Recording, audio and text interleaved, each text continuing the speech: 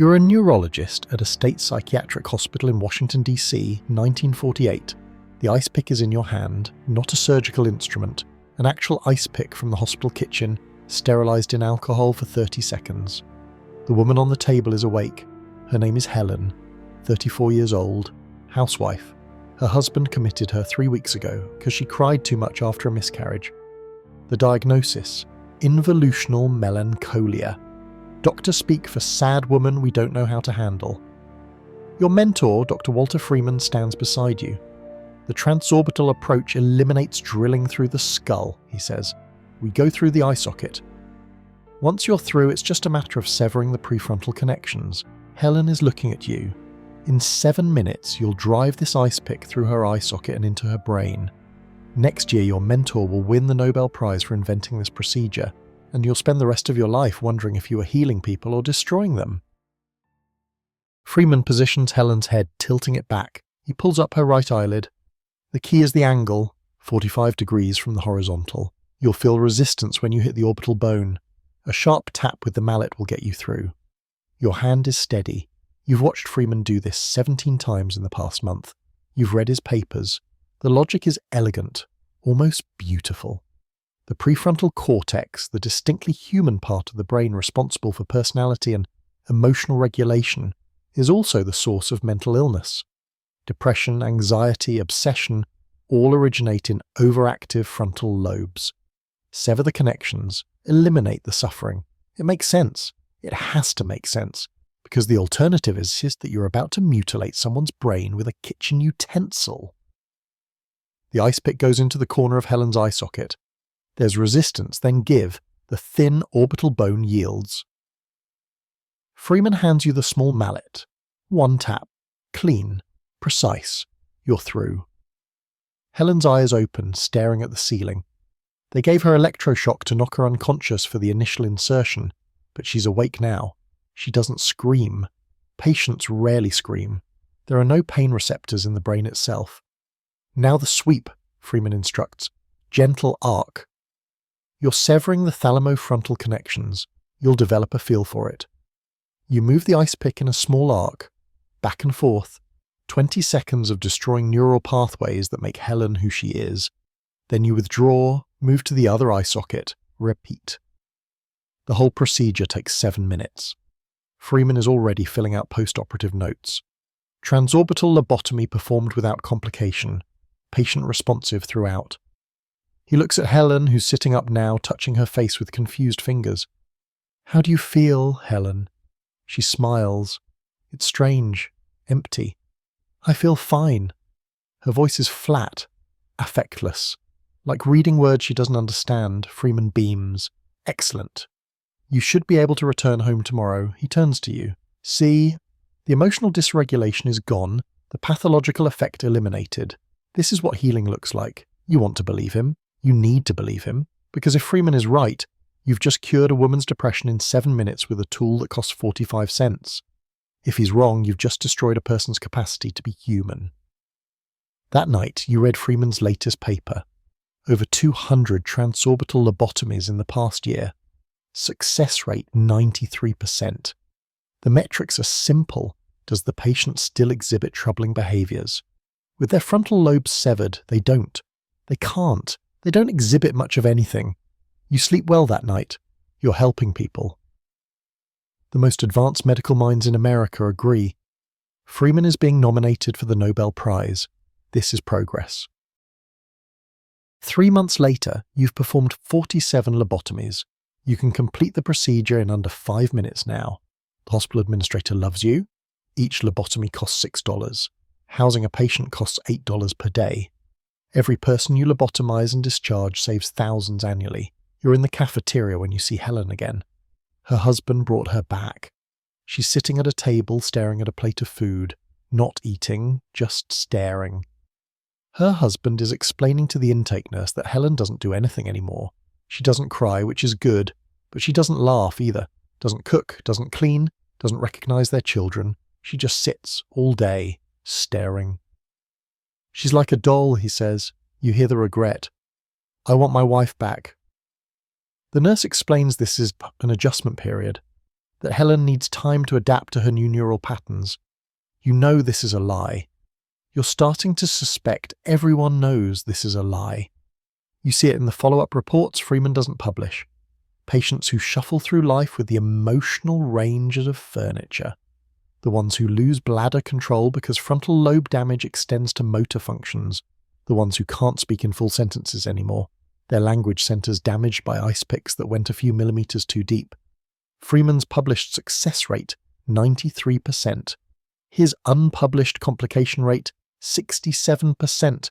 But complications aren't failures in his metrics. A lobotomized patient who sits in silence for 40 years isn't suffering from depression anymore. Technically, that's a cure. You're in Freeman's office reviewing a new case. A 15-year-old boy. Diagnosis, adolescent behavioral disorder. Translation, he talks back to his parents and stays out past curfew. Freeman wants to lobotomize him. He's 15, you say. Exactly. Intervention at this age prevents a lifetime of antisocial behavior. We can shape his neural development toward compliance and productivity. Shape his neural development toward compliance. You're not treating illness. You're erasing personality traits that inconvenience adults. But you don't say this. Freeman is your mentor. He's being nominated for the Nobel Prize. The American Psychiatric Association endorses his work. Major medical journals publish his research. Who are you to question the consensus? You perform the lobotomy on the boy. His name is Michael. He wakes up during the procedure. Looks right at you. Doesn't understand what you're doing to him. Can't understand any more. Won't ever understand anything complex again. That night you don't sleep well. The ice pick sits in its sterilization tray. 45 cents of metal. You've used it to lobotomize 53 people. It still works perfectly. That's the problem. October 1949. Antonio Egas Moniz wins the Nobel Prize in Physiology or Medicine for developing the lobotomy.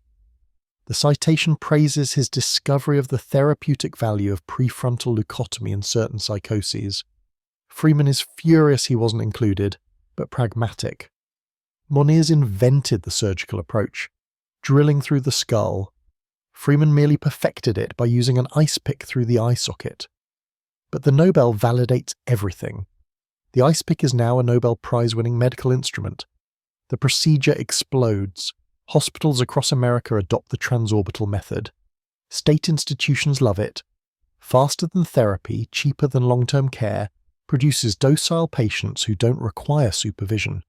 Between 1949 and 1952, over 40,000 Americans are lobotomized. You're performing 3 to 4 procedures a day now. You've stopped learning patients' names, just cases, diagnosis codes and procedure notes. You've developed the efficiency Freeman admires. You can lobotomize someone in the time it takes to smoke a cigarette. You see Michael sometimes, the 15-year-old boy, 17 now, works as a janitor at the hospital, mops floors, empties trash, can follow simple instructions, can't read anymore, can't really talk, but he's not causing problems for his parents. Technically, a success. Freeman gives lectures at major medical schools, demonstrates the technique for auditoriums full of eager young doctors. You assist sometimes. Watch their faces as Freeman drives the ice pick home. They're excited. This is the future of psychiatry. Fast, cheap, effective. Then something changes. It starts slowly. A few voices questioning outcomes. Psychiatrists noticing lobotomized patients aren't cured. They're just gone. The person who had depression no longer exists. The person who remains can't be depressed because they can't feel anything. By 1951, new medications appear. Chlorpromazine, reserpine, pills that treat mental illness without destroying personality. They're expensive, require ongoing treatment, but they work. Actually work. Without turning humans into furniture. The lobotomy's slow, then stop. By 1967, the procedure is effectively abandoned. Medical journals that once praised Freeman now criticize him. The Nobel Prize for Lobotomy is quietly called one of the committee's greatest mistakes.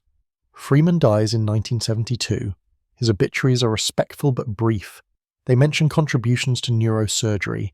They don't mention the estimated 60,000 Americans who had ice picks driven through their eye sockets because Freeman convinced the medical establishment that destroying personality was therapy. You retire in 1978. You performed over 300 lobotomies in your career. You followed the protocols. You did what the experts said. You trusted the Nobel Prize. You were wrong about all of it. The truth about lobotomy is taught in medical schools now, but carefully. It's presented as a product of its time, an unfortunate chapter, a well-intentioned mistake made before we understood the brain's complexity.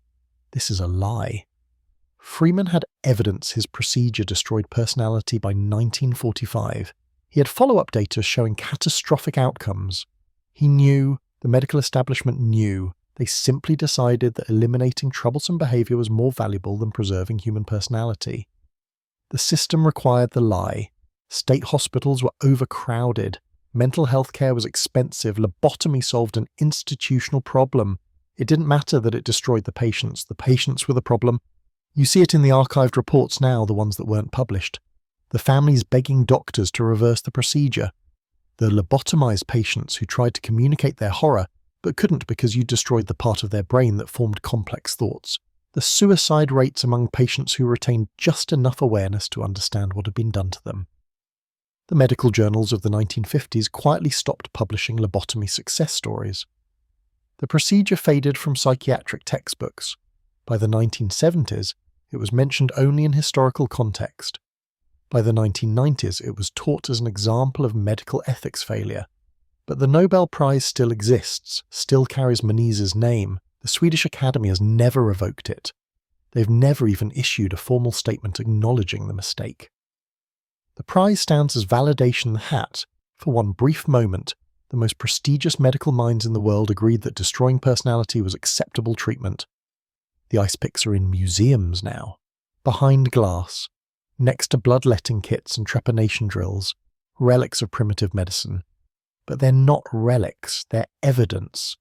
Evidence that institutional consensus, prestigious prizes, and expert authority are no substitute for basic human dignity. Helen died in 1983, spent 35 years in a nursing home, staring at walls, unable to recognize her children, unable to feel joy or sorrow or anything at all. Her death certificate lists pneumonia as cause of death. It doesn't mention that she'd been dead in every way that mattered since 1948, the year you drove an ice pick through her eye socket and called it medicine. You're 83 years old now. Sometimes medical students interview you for their ethics classes. They want to understand how it happened, how doctors could do this, how the system could endorse it, how the Nobel Prize could validate it. You tell them the truth, it was bull easy. The patients were powerless, the families were desperate. The institutions needed efficiency. The experts provided authority. The prizes provided validation. Every incentive in the system pointed toward lobotomy. The only thing standing in the way was basic human empathy, and the system had metrics proving empathy was inefficient. You weren't a monster. None of you were. That's what makes it worse. You were competent professionals following expert consensus. You were solving a real problem with an approved solution. You were helping people by every metric the system measured. The system just measured the wrong things. 60,000 Americans were lobotomized before the medical establishment admitted it was mutilation. 60,000 people had their personalities destroyed because efficiency trumped humanity, because authority replaced evidence, because the Nobel Prize made everyone assume someone else had checked the data. No one checked the data. Everyone assumed someone else had. That's how it works. That's how it always works. The ice pick in the museum isn't an artifact from a primitive past. It's a warning about the future, about what happens when systems prioritize control over healing, when experts mistake efficiency for effectiveness, when prestigious validation replaces actual evidence. You performed 300 lobotomies, you followed the protocols, you trusted the experts, you believed the Nobel Prize, and you spent 50 years understanding that everything you were taught about healing was a lie designed to make mutilation feel like medicine. This is what happens when authority replaces evidence, when efficiency trumps humanity, when the consensus of experts becomes more important than the suffering of patients.